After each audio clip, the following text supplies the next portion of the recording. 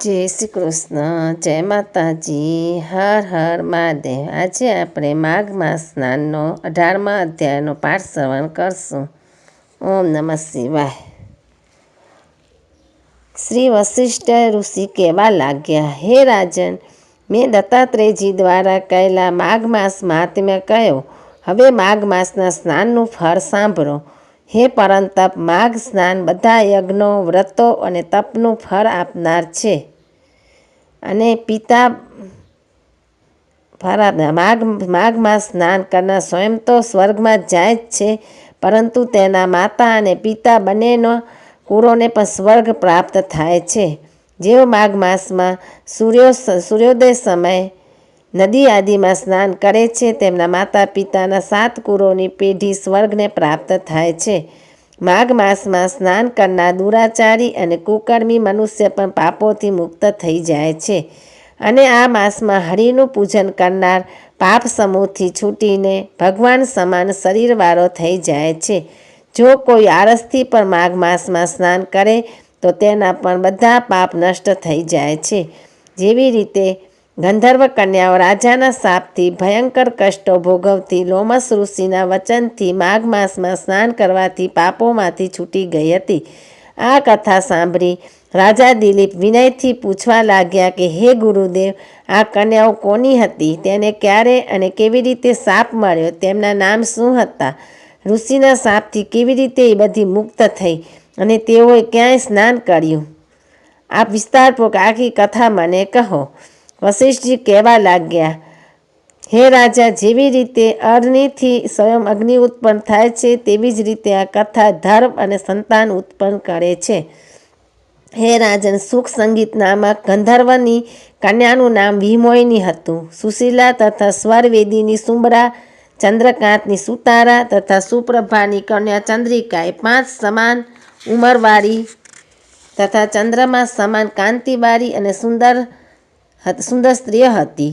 જેમ રાત્રે ચંદ્રમાં શોભાયમાન હોય છે, તેવી જ રીતે પુરુષની કળીઓ સમાન ખીલેલ પદ્મની વૈશાખ માસની કામિની યૌવન બતાવતી નવીન પાંદડાવાળી લતા સમાન ઘોડો રંગ, સુવર્ણ સમાન ચમકતી અને સોનાના અલંકારોથી સુશોભિત સુંદર વસ્ત્ર ધારણ કરેલ અને અનેક પ્રકારના ગીતો અને વીણા અથવા વાંસળી તથા બીજા વાજિંત્રોમાં પ્રવીણ અને તાલ, સ્વર તથા નૃત્ય કળામાં નિપુણ હતી।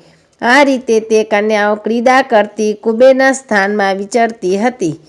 એકવાર કૌતુકવશ માઘ માસમાં એક વનમાંથી બીજા વનમાં વિચરતી મંદરના પુષ્પ તોડી સરોવર પર ગૌરી પૂજા માટે ગઈ।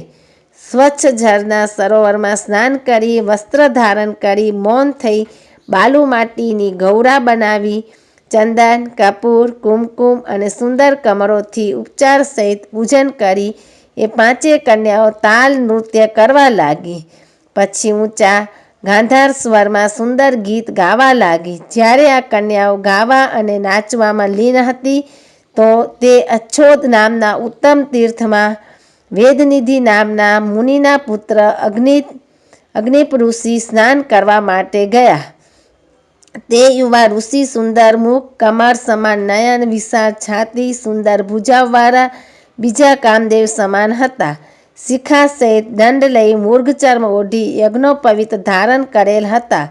તેમને જોઈને 5 કન્યાઓ મુગ્ધ થઈ ગઈ અને તેમનું રૂપ અને યૌવન જોઈને કામદેવથી પીડિત થઈ જુઓ જુઓ એમ કહેતી તે બ્રાહ્મણના ચિત્તમાં કામદેવનો દર ઉત્પન્ન કરવા લાગી અને પરસ્પર વિચાર કરવા લાગી કે આ કોણ છે? રતિરહિત હોવાથી કામદેવ નથી, એક હોવાથી અશ્વિની કુમાર પણ નથી। આ કોઈ ગંધર્વ કે કિન્નર કે કામરૂપ ધારણ કરી કોઈ સિદ્ધ અથવા કોઈ ઋષિના શ્રેષ્ઠ પુત્ર અને મનુષ્ય છે।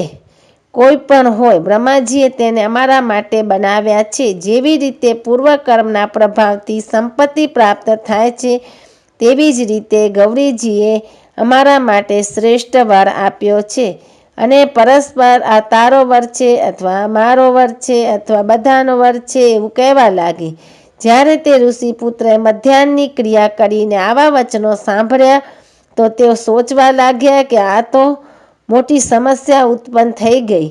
બ્રહ્મા, વિષ્ણુ, મહેશ વગેરે દેવતા તથા મોટા યોગીશ્વર પણ સ્ત્રીઓની ભ્રમજાળમાં મોહિત થઈ ગયા છે. એમના તીક્ષ્ણ બાણોથી કોના મનરૂપી હરણ ઘાયલ નથી થઈ શકતા. જ્યાં સુધી નીતિ અને વૃદ્ધિ રહે છે ત્યાં સુધી પાપ અને ભય રહે છે. જ્યાં સુધી તપની ગંભીરતા રહે છે, યમવિધિનું પાલન હોય છે, ત્યાં સુધી મનુષ્ય સ્ત્રીઓના કામરૂપી બાણોથી વિંધાતો નથી. આ કુમારિકાઓ મને ઉન્મત્ત અને મુગ્ધ કરી રહી છે. કયા ગુણોથી ધર્મની રક્ષા થઈ શકે છે?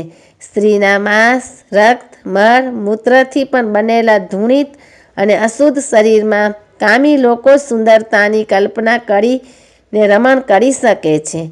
શુદ્ધ બુદ્ધિવાળા મહાત્માઓએ સ્ત્રીઓની પાસે રહેવું કષ્ટકારક કહ્યું છે. આથી તેઓ પાસે આવે તે પહેલાં ઘરે ચાલ્યા જવું જોઈએ. આથી જેવી તે કન્યાઓ પાસે આવી ત્યાં જ મુનિપુત્ર યોગબળથી અંતર્ધ્યાન થઈ ગયા. ઋષિપુત્રના આવા અદ્ભુત કર્મ જોઈ તેઓ ચકિત થઈને ડરી જઈ ચારે તરફ જોવા લાગી અને પરસ્પર કહેવા લાગી, આ કેવી ઇન્દ્રજાળ છે જે જોત જોતામાં વિલીન થઈ ગયા અને વીરની અગ્નિમાં બળવા લાગી. કહેવા લાગી કે હે કાંત, તમે અમને છોડીને ક્યાં ચાલ્યા ગયા? શું તમને બ્રહ્માએ અમને વીરરૂપી અગ્નિમાં બળવા માટે જ બનાવ્યા હતા?